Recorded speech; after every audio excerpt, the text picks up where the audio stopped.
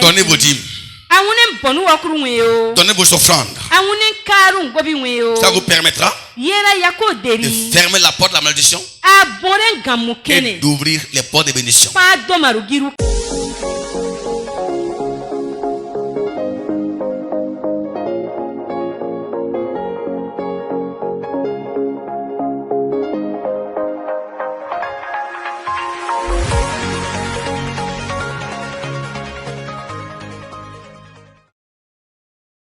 Vous savez, notre Dieu n'est pas seulement le fondateur de tout. Notre Dieu n'est pas seulement le fondateur de tout. Il peut aussi déplacer ce qu'il a. Il peut déplacer les fondements du diable. Il ne fonde pas seulement, mais aussi il déplace. Dieu a dit à Jérémie: je t'ai appelé aujourd'hui pour détruire, pour implanter, pour rebâtir, pour abattre. Dans le langage de Dieu, il a arrangé le ministère de Jérémie en deux groupes. Détruire, abattre. Voilà. Premier groupe, premier but. Deuxième but, construire ou bâtir. Jérémie devait détruire quoi? Il devait détruire quoi? Jérémie devait détruire tout ce qui a été implanté dans sa vie et en Israël hors de la volonté de Dieu. La malédiction dans ta vie n'est pas la volonté de Dieu. La pauvreté dans ta vie n'est pas la volonté de Dieu. La mort précoce des membres de ta famille n'est pas la volonté de Dieu. Les divorces dans ta famille ne sont pas la volonté de Dieu. Non. Et non. Puisque tout cela ne sont pas la volonté de Dieu. Dieu dit à Jérémie que il faut que ce qui a été implanté dans ta vie, pour que tu réussisses dans ton ministère, pour que tu prospères dans le ministère que je t'ai confié, il faut que tout ce qui a été implanté dans ta vie, qui n'émane pas de ma volonté, soit détruit, soit abattu. Voilà ce que Dieu dit à Jérémie. C'est pourquoi lorsque vous devenez chrétien, vous devenez enfant de Dieu, vérifiez les fondements de votre vie. Vérifiez tous les fondements de votre vie. Et commencez par les comparer à la parole de Dieu. Est-ce que les fondements qui sont dans ma vie là sont les fondements de Dieu? S'ils ne sont pas des fondements de Dieu, mon frère, ne perdez plus le temps. Ne prenez plus le temps. Alléluia. Prenez votre hache spirituelle. Prenez votre couteau spirituel. Commencez par les couper. Prenez votre marteau spirituel. Et commencez par détruire. Ce matin, mon frère et ma soeur, tout ce qui a été implanté dans ta vie, dans ta famille, pendant que tu m'écoutes, tout ce qui a été implanté dans ta famille par le diable, tout ce qui a été implanté dans ton ministère par le diable, tout ce qui a été implanté dans ta vie par l'ennemi, qui ne vient pas de Dieu, à travers le nom de Jésus-Christ, je déclare que cela soit détruit complètement par la puissance de Dieu. Wow. Que le Seigneur détruise dans ta vie Tout ce que Satan a été implanté. Ça fait longtemps. Ton ministère n'évolue pas. Parce qu'il y a une implantation diabolique dans ta vie. Ça fait longtemps ton foyer n'a pas de paix. Parce qu'il y a une implantation diabolique dans ta vie. Ça fait longtemps ta carrière n'évolue pas. Parce qu'il y a une implantation diabolique dans ta vie. Ça fait longtemps ta femme n'a pas de paix. Ton enfant n'a pas de paix. C'est tous les jours des événements douloureux qui se produisent. Parce que il y a une implantation diabolique dans ta vie.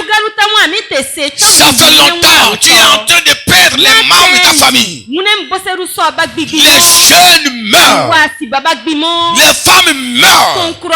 Tous les jours. On t'appelle au village pour les enterrements. Parce qu'il y a une implantation diabolique dans ta vie. Et c'est pourquoi ce matin, nous nous tenons dans le sang de l'agneau. Tout ce qui n'est pas fécond dans ta vie. Tout ce qui n'est pas fécond dans ta vie. Tout ce qui n'est pas fécond dans ta vie. Je te bénis ce matin. Je te déclare que cela soit fécond. Cela soit fécond. Cela soit fécond dans ta vie. Que ta vie spirituelle soit féconde. Que ta prière soit féconde. Que ta joie soit féconde. Que la paix dans ton foyer soit féconde. Que la paix dans ton travail soit féconde. Que tes enfants soient fécondes. Que tes finances soient fécondes. Que ta carrière soit féconde. Aujourd'hui, je mets l'embargo. Je mets l'embargo sur tout esprit d'infécondité. Que cela soit ôté sur votre vie. Au nom de Jésus-Christ. Rebecca a été féconde. Rebecca a été féconde. Ce matin, tu es féconde. Tu es féconde. Toi qui es debout ce matin. Toi qui es debout ce matin qui m'écoute. Toi qui es assis dans ton salon ce matin. En train de pleurer. En train de gémir. Toi qui es sous le point de se divorcer avec ta femme. Parce qu'il y a des douleurs. Toi qui es sous le point de se faire du mal. Ce matin le Seigneur te parle. Je te dois ce matin que Dieu n'est pas fini avec toi. Notre Dieu est le Dieu de la fécondité. Alléluia. Il peut le faire. Prends courage. Prends courage. Que tout esprit de fécondité dans ta vie soit ôté. Soit ôté. Soit ôté. Soit ôté. L'auteur même de ta malédiction. L'auteur de ta malédiction. Qu'il soit un démon. Qu'il soit un méchant, qu'il soit un esprit, quelle que soit sa nature, ce matin, je déclare sa sécheresse. Je déclare sa sécheresse. Je déclare sa sécheresse. Je déclare sa sécheresse. Je déclare sa sécheresse. Pendant que tu me réponds Amen, je dis l'onction de Dieu, la grâce de Dieu, énorme ta vie, énorme ta vie, énorme ta vie. Et non, ta vie, sois fécond, sois fécond, sois fécond. Soyez fécond, soyez fécond. Soyez fécond maintenant. Alléluia. Alléluia. Amen. Ce matin, je déclare la fécondité de l'église de Gbira. Je déclare la fécondité du corps de Christ. Asseyez-vous.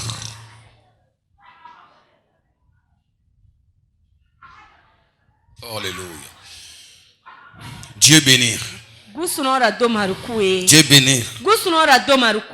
Jacques a fermé ça. Deuxièmement, si vous voulez fermer la porte de la malédiction et ouvrir les portes de bénédiction, donnez à Dieu ce que vous devez lui donner. Donnez à Dieu ce que vous devez lui donner.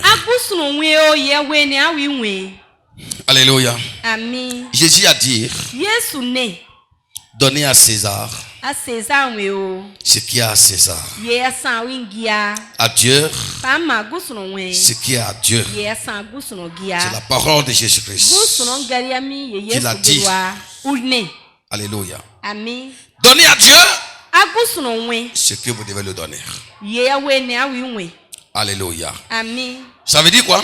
Ne retenez pas dans vos mains ce que vous devrez donner à Dieu.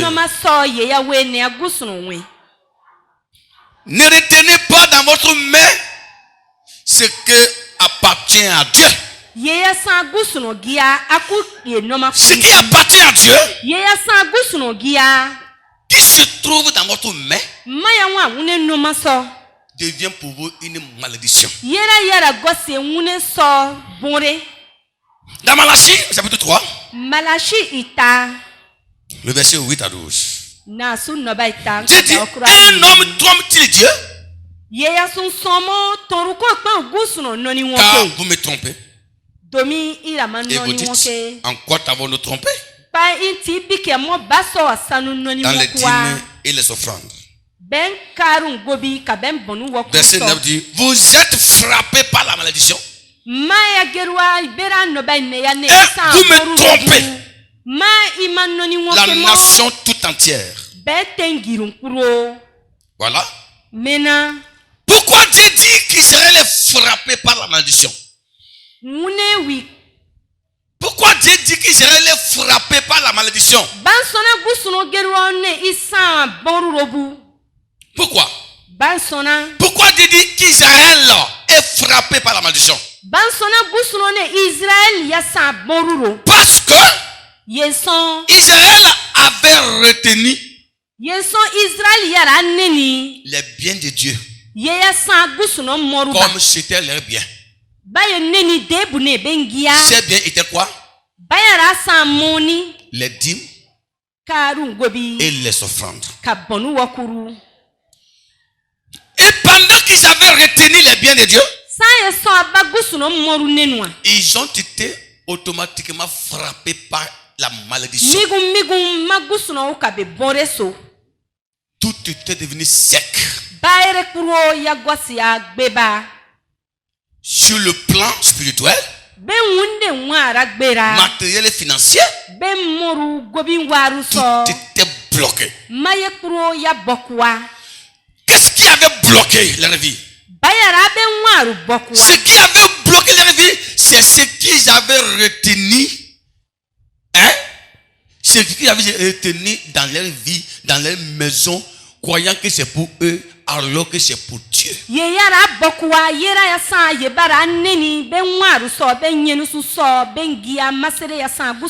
Malachie dit que qu'il n'y ait pas de mort à monnayer.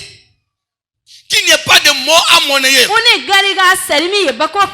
Il dit, celui qui retient est maudit. Celui qui retient est maudit. Mais celui qui libère,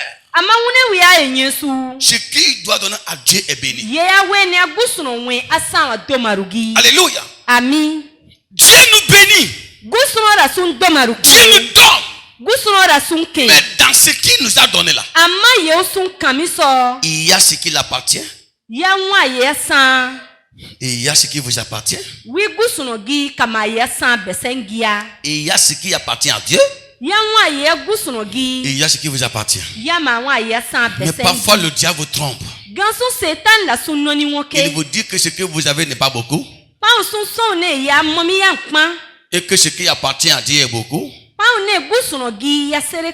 Il faut prendre ça pour associer avec ce qui vous appartient. C'est là où le diable vous trouve. Quand vous prenez ce qui appartient à Dieu et vous mélangez avec ce qui vous appartient, ce qui vous appartient est maudit. Est maudit. Alléluia. Si vous voulez fermer les portes de la malédiction, et si vous voulez ouvrir les portes de bénédiction, libérez de votre vie tout ce que vous détestez. retenez qui ne vous appartient pas. Il y a des choses que nous retenons dans nos vies qui ne nous appartient pas, qui appartient à Dieu, mais nous l'avons retenu par incrédulité. Nous l'avons retenu par incrédulité. Si tu retiens dans ta vie, dans ta poche, dans ton grenier, dans ton compte, dans ta famille, ce qui appartient à Dieu, la Bible déclare que tu es maudit. Tu es sous la malédiction. Tu feras tout dans ta vie. Tu feras tout dans ta vie. Tu ne prospéreras jamais. C'est pas Matthieu qui le dit. C'est la Bible qui le dit. Il dit quoi? Vous êtes frappés par la malédiction parce que vous avez volé les dîmes, les offrandes, et vous avez déposé dans votre maison. Vous avez pris ça pour gérer sous prétexte que c'est pour vous. Vous avez le libre choix de voler Dieu. Vous avez le libre choix de voler Dieu. Vous avez le libre choix de détourner les biens de Dieu en votre faveur. Vous avez le libre choix de détourner les biens de Dieu, de détourner vos offrandes, de détourner vos dîmes. Tout le monde, parmi nous tous, chacun de nous a le libre choix de le faire. Mais personne, aucun pasteur ne peut vous condamner, ne peut vous reprocher. D'ailleurs, est-ce qu'il sait ce qui se passe en vous? Mais vous n'avez pas le libre choix d'empêcher la malédiction d'entrer dans votre vie. Tu n'as pas le choix d'empêcher la malédiction de te frapper, toi et ta famille. Toi et ta famille. On ne touche pas les biens de Dieu. Quelles que soient les conditions dans lesquelles vous êtes, ne permettez pas le diable de vous trahir à ce point. Il y a les gens qui sont à l'église.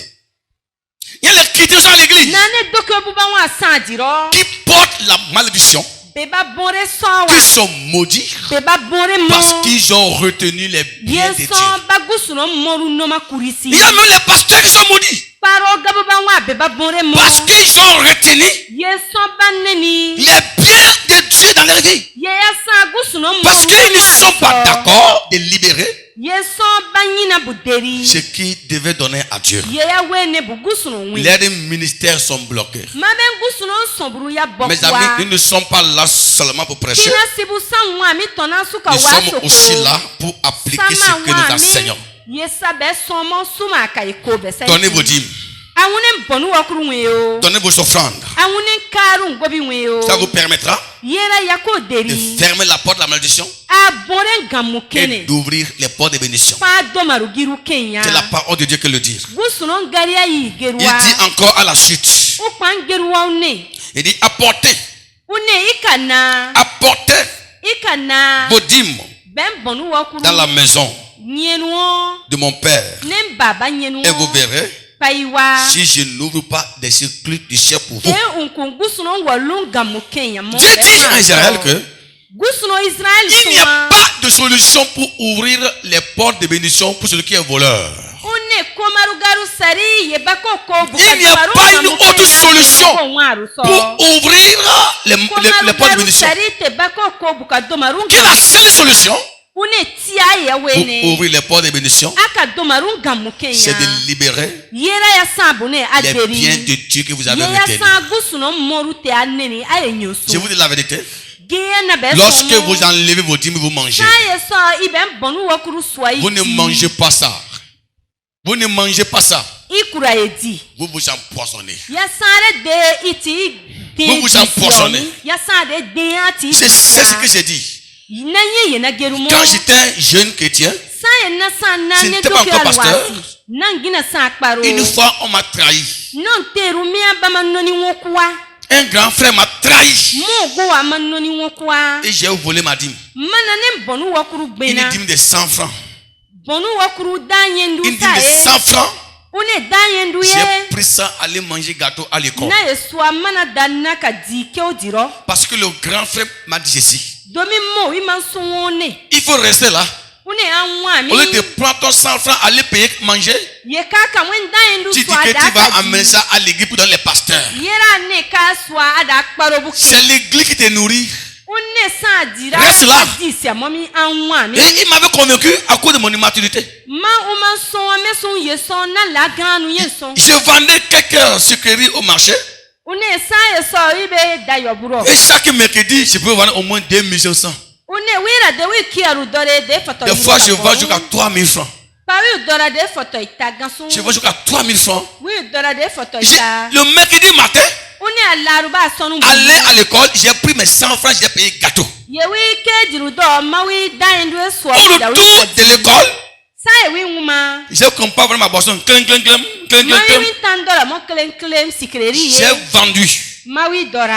J'ai vendu jusqu'à 3000, quelque chose de 3200, j'ai duré. Quand j'ai fini de vendre ça, j'ai mis ça, l'habitude là où je mettais l'argent. Et quand je vends souvent, qu'est-ce que je fais? Je dépose l'argent à mon père. Et c'est mon père qui gère ça. Arrivé à la maison vers 19h, je mets la main dans mon sac. Le sac me dit, tu ne m'as rien donné. Le sac était vide. Le jour où ça m'a touché. Où est parti mon argent? Où est parti mon argent? J'étais troublé. Jusqu'à là, je n'ai pas pensé à la dîme de 100 francs là. Le second mercredi qui suivait, je suis parti pour vendre. Dans le personne ne me répond. Personne ne me répond. Personne ne me répond. Il s'en va à 17h. Je suis là, personne ne me répond. À 17h, et je viens de vendre 3 stars. Oh, moi qui vends 3000. Mais pourquoi ça là? Je suis resté là. Ça m'a découragé. J'étais dans une bouteille. Et dans le marché, j'avais les cailloux. Je suis venu heurter. Une caillou, ma bouteille est tombée, c'est cassé. Le reste est versé. Non, le jour là, je suis rentré à la maison étant tourmenté. Alléluia. Mon père savait que je paie la dîme. Ma mère sait que je paie la dîme. Mon père m'a dit ceci. Mathieu, je ne te comprends plus. Hein. Le marché passé, tu es venu, l'argent est tombé. Aujourd'hui encore, tu es venu avec 300 francs. Et la bouteille est encore cassée. Est-ce que tu payes ta dîme? J'ai dit, le dimanche, le mercredi passé, le grand frère Tantan avait dit de ne pas payer la dîme. J'ai pris 100 francs, j'allais payer gâteau à l'école. Ah! Il m'a dit, tu vas restituer ça. Tu vas restituer ça. Va demander Dieu pardon. C'est pourquoi ça ne marche pas. J'ai dit, Seigneur, pardonne-moi. Et j'ai été voir le pasteur. Le pasteur a prié pour moi. Vous savez, le mercredi qui venait, je vends chaque mercredi quoi. Jour de marché. J'ai vendu jusqu'à 2700.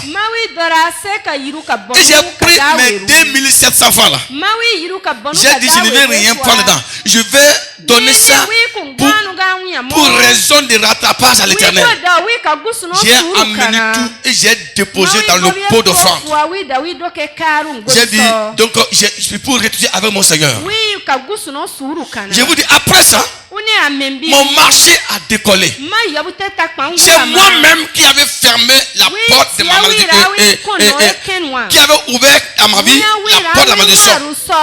Et c'est encore moi aussi qui l'a ouvert. La prière que tu fais là ne peut pas ouvrir les portes de ta malédiction que toi tu as ouverte à travers le vol. Avant de prier, il faut régler ton problème avec le Seigneur. Beaucoup de chrétiens pensent que ce n'est pas si grave de retenir les biens de Dieu dans leur vie. Mais il subit des conséquences néfastes. Ce que vous refusez de donner à Dieu, vous donnez ça plusieurs fois au diable. Donnez à Dieu ce qui est à Dieu. Ne volez pas l'Éternel. Ne mentez pas l'Éternel. Si tu donnes, les poches seront trouvées devant ta face. Alléluia. Alléluia. Nous voici également dans le livre de la Genèse. Dans l'histoire d'Abimelech. L'histoire d'Abimelech, le roi Abimelech. Dans Genèse chapitre 14.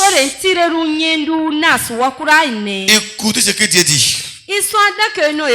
Abimelech prit des brebis et des bœufs. Il prit des brebis et des bœufs. Des serviteurs et des servantes. Et les donna à Abraham. Et il lui répondit. Et il lui rendit sa femme. Abimelech dit: voici mon pays est devant toi. Demain où il te plaira. Il dit à Sarah: voici, je donne à ton frère 1000 pièces d'argent.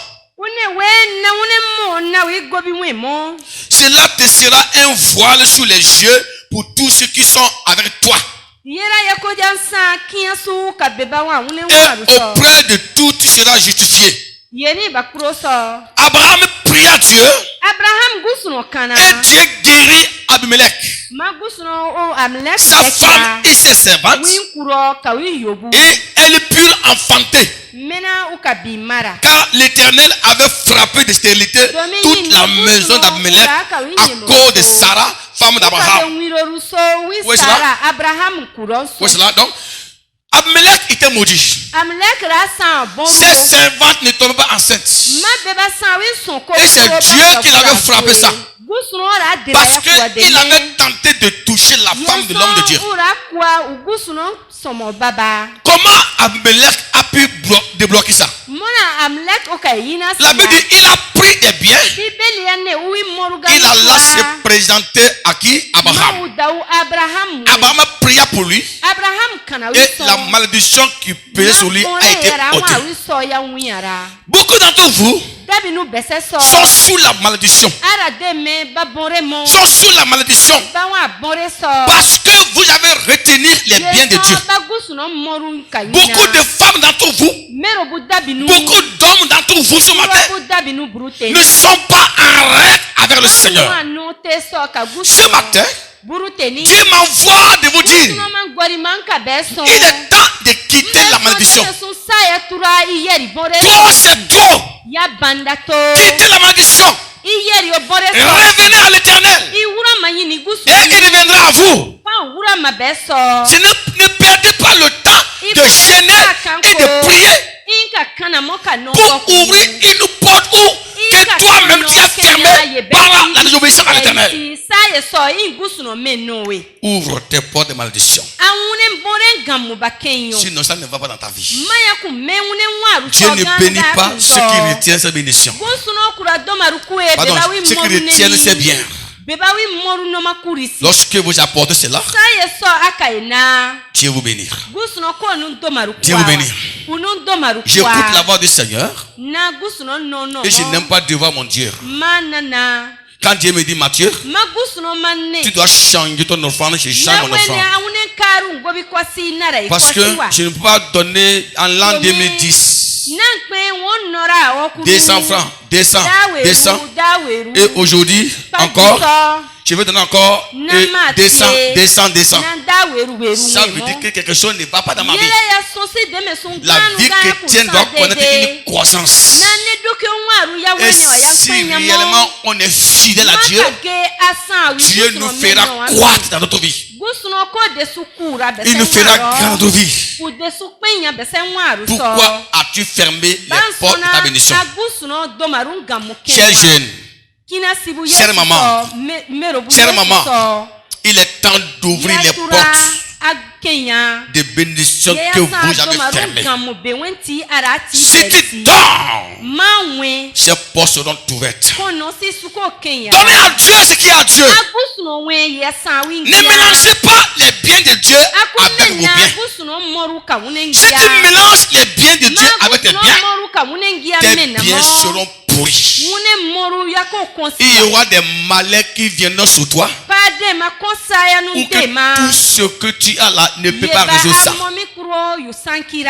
voyez pas que ce que vous avez qui appartient à Dieu est trop. C'est le mensonge de diable. Nous n'avons rien dans nos vies qui dépasse Dieu. Qui dépasse Dieu. Dieu dépasse tout ce que alors vous donnez. Mais il y a une alliance dans le don. Il y a une alliance dans la dîme. Il y a une alliance dans l'offrande. Il y a une alliance dans les prémices. Il y a une alliance dans les dons, dans les sacrifices. Lorsque cette alliance est maintenue avec Dieu, les cycles du ciel souffront sur votre personne. Dieu dit pour vous, je menacerai ceux qui vous menacent. Je vais menacer ceux qui vous menacent. Les insectes, les démons dévoreurs, les démons de la pauvreté, les démons de la mort, les démons de la maladie, les démons de la souffrance qui piquent les biens, qui s'appauvrissent. Ces démons-là, je vais les menacer. Non seulement ça, je vais menacer les méchants qui t'attaqueront. Je les menacerai. Tous ceux qui se leveront contre vous, contre ta carrière, contre ton travail, je les menacerai. Tu es là, tu prends ton salaire, tu bouffes tout, tu ne penses même pas qu'il y a 10 000. Et tu viens donner 50 francs. 100 francs à l'Éternel. Comment on ne pourra pas te remplacer dans ton travail? Oui. Si quelqu'un se lève pour te faire quitter, pour te chasser ton service, il le fera sans blocage. Parce que ce qui te protège, qui te garde là, n'est pas là. Deuxièmement, parce que tu n'es plus en alliance avec Dieu. Tu n'es plus en alliance avec Dieu. Ce matin, mon frère, Dieu t'appelle à ce que tu répares ton tort. Tu as causé des torts devant Dieu. Tu as retenu les biens de Dieu dans ta famille. Tu as retenu les biens de Dieu dans ton travail. Tu as dépensé des choses sacrées. Tu as méprisé la dîme. Tu as méprisé l'offrande. Tu as pris les biens de Dieu pour dépenser dans tes propres affaires. Aujourd'hui, c'est le temps pour toi de réparer ton corps. Sinon, tu es sous la malédiction. Toi et ta famille, vous êtes sous la malédiction. Il faut l'enlever par la repentance, par le changement. Personne ne peut prospérer. Personne ne peut réussir. Personne ne peut vivre longtemps en maintenant les biens de Dieu dans sa vie. La dîme est sacrée. La dîme est consacrée à Dieu. Les prémices sont consacrées à Dieu. Personne ne peut violer cette alliance et vivre heureux dans ses affaires. Si tu veux que ton entreprise marche, si tu veux avoir le bonheur, la paix dans ton foyer, la paix dans ton travail, commencez par réparer tes torts devant le Seigneur. Donnez à Dieu ce qui est à Dieu. Donnez à Dieu ce qui est à Dieu. Donnez à Dieu ce qui est à Dieu. Faites des sacrifices. Faites des sacrifices pour ouvrir les portes de malédiction. Il faut faire des sacrifices. Vous savez, ce matin, je suis en train de vous prêcher. J'ai sacrifié mon sommeil hier nuit. Ça, c'est un sacrifice. J'ai sacrifié mon sommeil. Pendant que vous êtes en train de dormir, j'ai sacrifié mon sommeil pour préparer le message, pour prier. Pour dire, Seigneur, parle ton peuple, parle ton peuple. Et Dieu m'a dit, voilà ce qu'il faut le dire. J'ai dans mon assemblée des gens qui retiennent mes biens. Ils retiennent mes dîmes. Ils retiennent mes offrandes. Ils sont sous la malédiction. Je les attends. Si mes biens ne sont pas libérés, je ne les bénirai pas. Vous verrez la différence entre le juste et l'injuste. Voilà le message qui te confie. Je suis en train de me sacrifier. Il faut sacrifier ton temps pour être béni. Sacrifiez votre temps pour le Seigneur. Sacrifiez ton corps pour le Seigneur.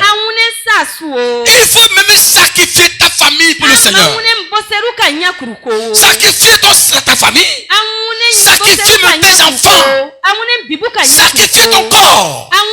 Sacrifiez pour le Seigneur.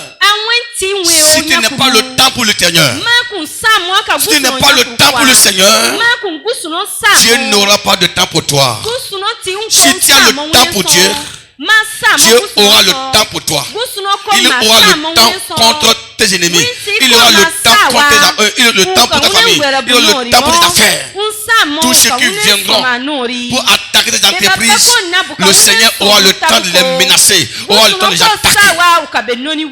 Ne laissez pas l'œuvre de Dieu. Il faut le sacrifice.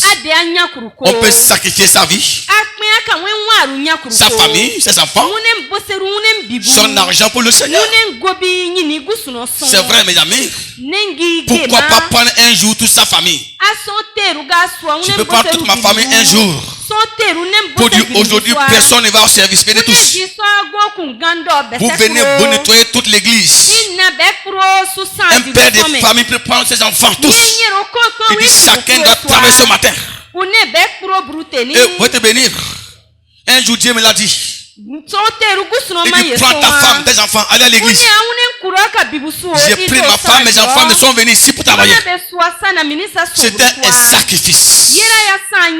Apprenez à faire le sacrifice pour le Seigneur. Ça va ouvrir la bénédiction de Dieu. Alléluia.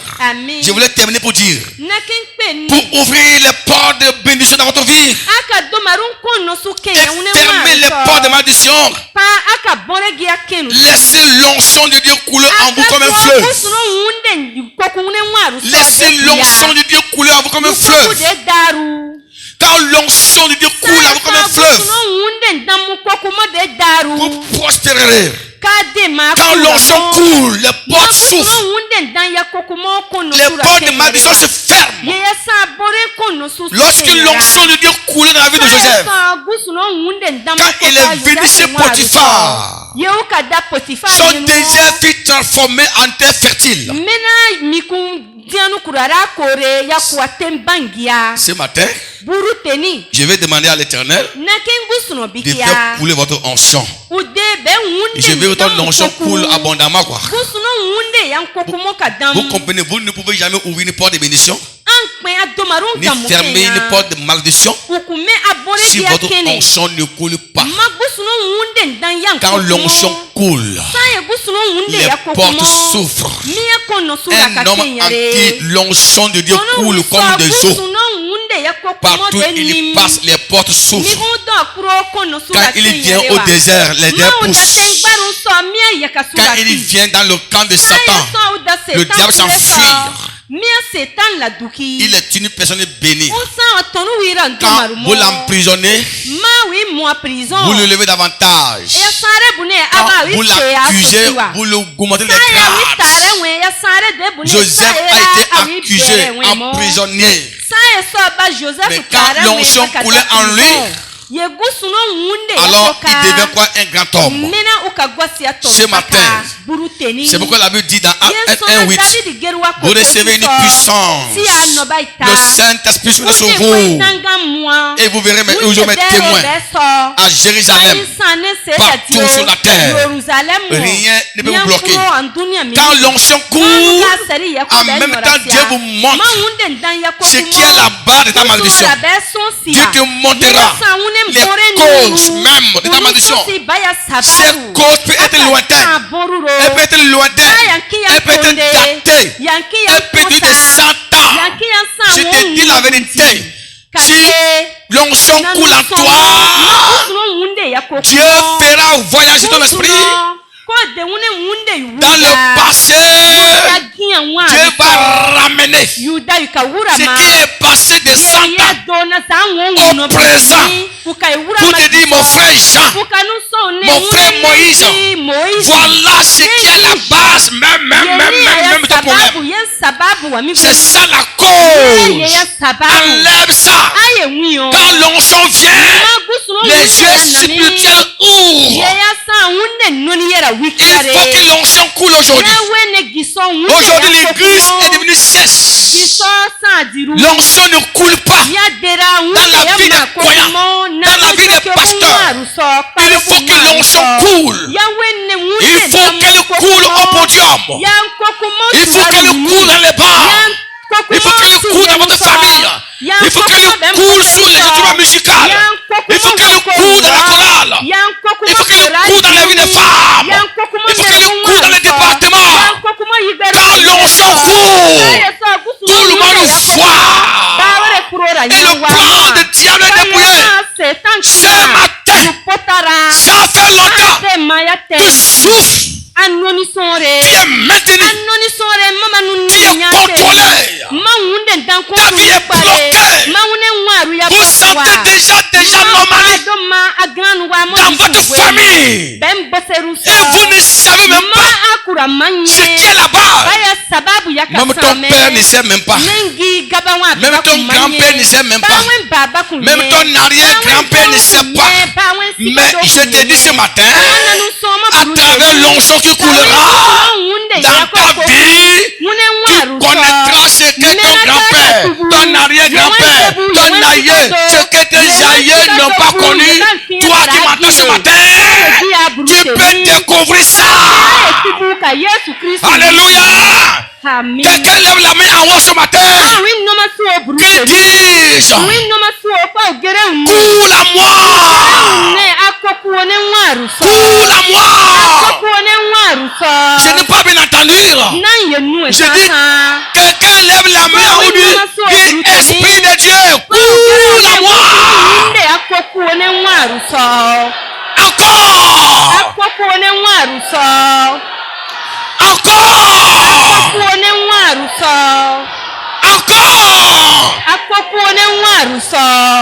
Alléluia. Quand l'onction coule dans votre vie, quand l'onction vient, elle nettoie.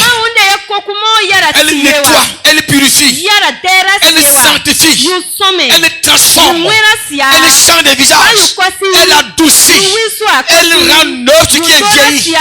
Elle change de vie. Quand l'onction coule, elle nettoie la famille. Ce matin, l'onction de Dieu va couler dans ta famille. Je dis, l'onction de Dieu va couler dans ta famille. Tu vas trimballer l'onction de Dieu pour aller mouiller tous les membres de ta famille ce matin.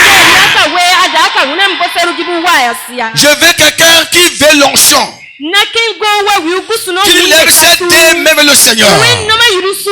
Je dis ce matin, à travers la parole de Dieu, tu vas trimballer l'onction de Dieu dans ta famille. Aujourd'hui, cet après-midi même, les membres de ta famille seront embrassés par l'onction de Dieu.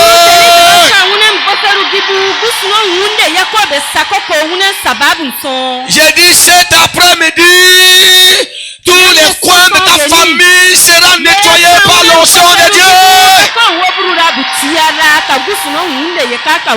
Oh, alléluia. Vous savez, l'onction de Dieu n'est pas comme de l'eau. Lorsqu'il y a un béton armé, l'eau ne peut plus alors le mouiller.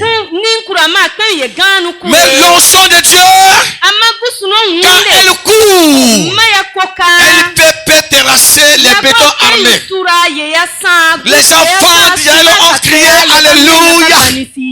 Et quand ils ont crié Alléluia, l'onction a été dégagée en eux. Tous les murailles de Jéricho ont été remuées. Et ces murailles furent tombés. Ce matin, lève ta main que l'onction coule de ta tête jusqu'aux pieds.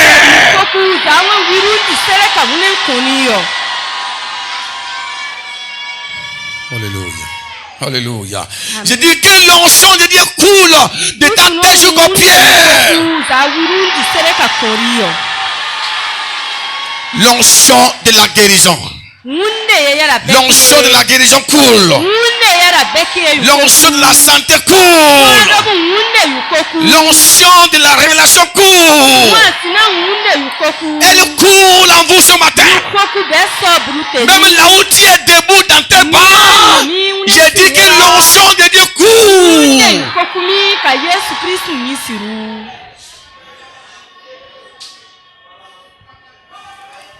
Jésus-Christ. Ce matin, tu vas fermer les portes de la malédiction.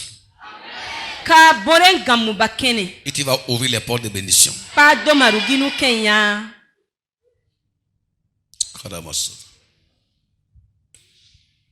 Ta malédiction peut être la maladie. Tu ne la connais pas. Celle de la connaître. Je vais te demander un service. Voilà le service de demander. Je veux que tu te déconcentres de tout ce qui t'embarrasse ce matin. Débarrasse-toi de tous les soucis.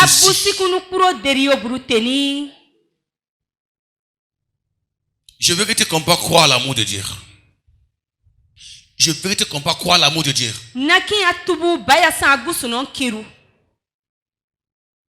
Je veux que tu comprennes aimer Dieu.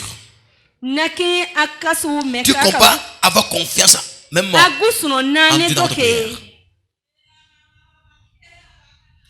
L'onction veut couler. Tout sort d'onction veut couler. L'onction de révélation, l'onction de guérison, l'onction de restauration, l'onction qui ouvre les portes de bénédiction veut couler dans votre vie ce matin. Vous savez, là où tu es là, tu es entouré par des forteresses. Ta carrière est entourée par des forteresses. Nous sommes dans un monde de forteresses. Nous sommes dans un monde de forteresses. Ta vie, ton ministère est encerclé par des forteresses. Mais quand l'onction va couler, le sol sur lequel est fondé ces forteresses sera mouillé. Et les arbres vont tomber au nom de Christ. Alléluia. Alléluia. Amen. Alléluia. Amen. Lève ta main en haut. Tu vas dire mon père. Il faut parler bien. Mon père. En disant ça, c'est pas moi que vous parlez. Parlez-lui comme vous êtes en train de parler parlez-vous comme vous êtes en train de parler à une personne visible. Qui est devant toi?